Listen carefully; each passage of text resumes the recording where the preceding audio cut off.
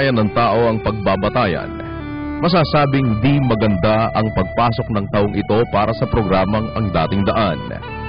Halos ang buwan ng Enero ay naukol lang lahat sa pagsagot ni Brother Eli sa mga paninira at akusasyon ng mga ministro ni Ginoong Manalo na sa kabila ng maraming beses na pagkapahiya ay hindi tumigil sa pagkatha ng mga paninira laban sa pagkatao ng pangunahing tagapagsalita ng programa. Maging ang mga isyong wala namang dapat silang pakialam ay inungkat ng desperadong mga ministrong ito upang makapamuntos lamang. Eliseo Soriano na ayon kay Ginoong Soriano, paboritong-paborito ni Mr. Eliseo Soriano ang ginagawa ni Ginoong Eliseo Soriano, mapatutunayan ninyo na itong si Ginoong Eliseo Soriano madaldal lamang pero wala ho itong nalalaman.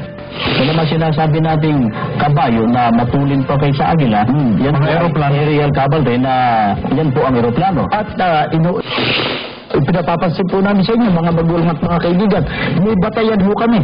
Mababasa natin yan sa world history. Pinapapansin po namin sa inyo, mga magulang at mga kaibigan, may batayan ho kami. Mababasa natin yan sa world history.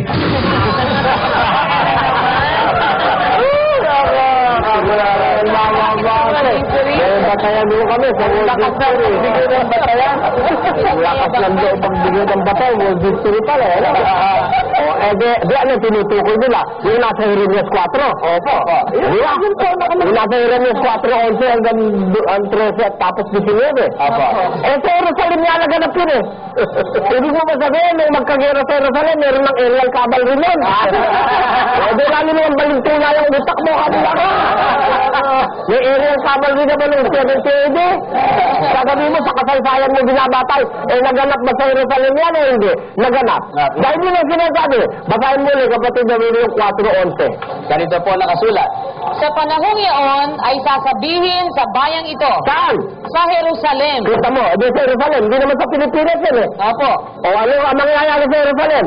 Isang mainit na hangin na mula sa mga luwal na kaitaasan sa ilang ay dumating sa anak ng aking bayan. Yan pala, pagdating, may bayan ng Diyos at may anak na yung bayan niya. Opo. Kung digma ng 1940, hindi pa naman kayo buo. Kayo kamo ang bayan ng Diyos. Wala pa.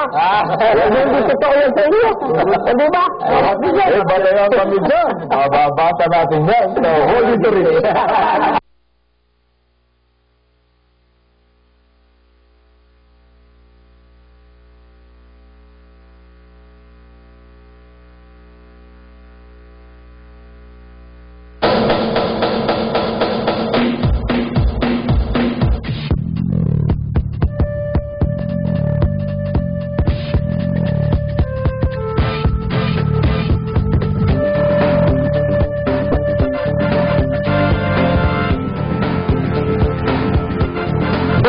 Maalaman.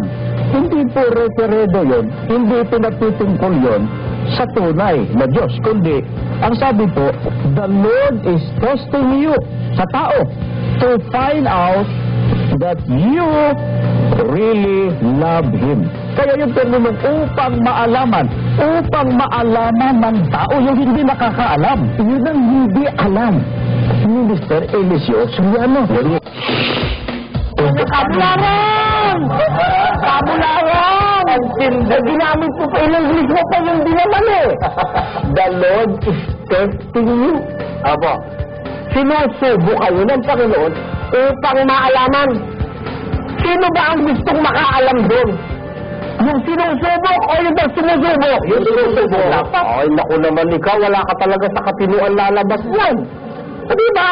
In-English mo pa, hindi mo ba na iba ba ng English eh? Hindi naman. Tagalogin nga natin kapatid na nit. Hirap kayo pareho kayo Tagalog yung English nito eh. Dito po sa 13:3 ng Deuteronomio, ay huwag mong didinggin ang mga salita ng manghuhulang iyon o ng mapanaginiping iyon ng mga panaginip, sapagkat sinusubok kayo ng Panginoon ninyong Diyos upang maalaman kung iniibig ninyo ang Panginoon ninyong Diyos ng inyong buong puso at ng inyong buong kaluluwa.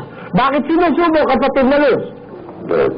Upang maalaman. Upang maalaman kung iniibig ninyo ang Panginoon ninyong Diyos. O sino interesadong makaalam na iniibig ba siya?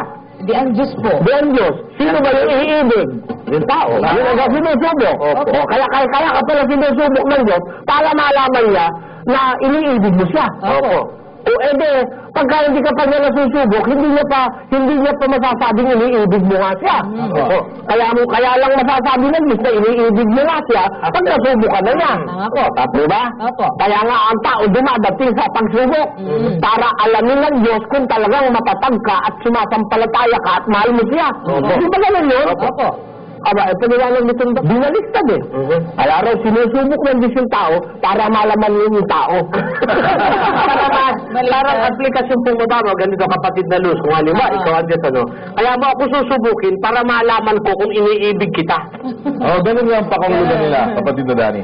Ako nang sinusubok, ako pa rin ang makakaalam ng bunga ng pagsubok. Paano naman yun? Nag-test yung teacher, ang nakaalam yung estudyante. Tuloy natin to para lumitaw lalo yung kanilang mga katanahan. Pag wala pa pong pagsubok, paano nga namang malalaman ng tao kung talaga bang iniibig niyang Panginoon? Kaya nga, ang malaking suliranin, kapatid Marine, kapatid Baranel, doon sa termino upang maalaman mo. Alagay na mo! At balik mo na yung punto na yun na sinabi ni Bilaran. Dinadagdagan ng Biblia para mapalusot yung kasinungalingan nila eh. O tinan nila, pag hindi ka mag-aalit dito sa mga to, wala ka na lang amor proprio. Wala ka na lang pagmamahal sa kaluluwa pag hindi mo nakagalitan itong mga buwisit na to. Bakit? Harap-harapan niloloko tao eh. Kaya naman nakalagay na upang maalaman mo eh. Ang nakalagay upang maalaman. Diba? Baba. Sapagkat sinusubo kayo ng Panginoon ninyong Diyos upang maalaman kung iniibig ninyo ang Panginoon ninyong Diyos ng inyong buong puso at ng inyong buong kaluluwa. Meron bang mo? Wala po. Para patunod-patunodin na ang dapat makaalam na yung tao. Kaya nga siya sumusubok, gusto niyang malaman eh. Di ba? Ang katunayan, nung subukin niya si Abraham, ano sinabi niya nung masubok na niya? Huli natin. Basahin natin kapatid na yun. Yan po'y nasa aklat ng Henesis sa 22 at ang talata po'y 10. At iniunat ni Abraham ang kanyang kamay at hinawakan ng sundang upang patayin ang kanyang anak. At sa kanya sinabi, huwag mong buhatin ang iyong kamay sa bata o gawan man siya ng anuman, sapagkat talastas kung ngayon na ikaw ay natatakot sa Diyos. Bakit? Sa paraang hindi mo itinanggi sa akin ang iyong anak, ang iyong bugtong na anak. Sino nagsasalita ka dito na yun eh? Ang Diyos po. Talastas ko ngayon. Hindi sinabi kay Abraham, oy Abraham, talastas ko na ngayon. Hindi ganon. Talastas ko ngayon. Dahil nasubok niya si Abraham, talaga ibibigay yung anak mo. Huwag mo na ikang buhatin ng kamay mo, Abraham, sa anak mo, sapagkat talastas ko, sabi ng Diyos. Siya pala ang makakatalastas. Siya ang makakaalam. O ano, sabi ni Bulara, tinan niyo kung paano yung blabuhin ng Biblia ng mga tao na yan. Dahil naman sa sagutang ito, marami sa kanilang mga miyembro, pati mga ministro ng Iglesia ni Manalo, ang tumalikod sa nasabing pananampalataya. Mga taong nagpasyang magbalik loob sa Diyos at talikuran ng mga maling aral na kanilang natutunan sa mga bobong ministro ni Manalo.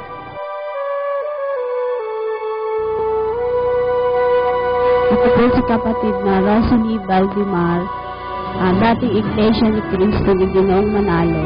Ako po ay handog sa... kapatid na Pinilabayan, 27 anyos. Ako po sa Caloocan. Dati po akong tanib ng Iglesia ni Cristo. Dati po akong Iglesia ni Cristo. Sa kalukuyan, dating Iglesia ni Cristo. Kaya po ako nandito sa dating daan, nabautismo na po ako kasi ang araw ng Iglesia ni Cristo pabago-bago. Unang-unang hindi ko matatanggap sa doktrina, bawal na yung pagwiwilga namin. Nag-antay-irap kami, pumunta kami sa halos lahat kami, halos mga Iglesia ni Cristo nandun. Kaya hindi nasusunod yung aral ng Iglesia ni Cristo.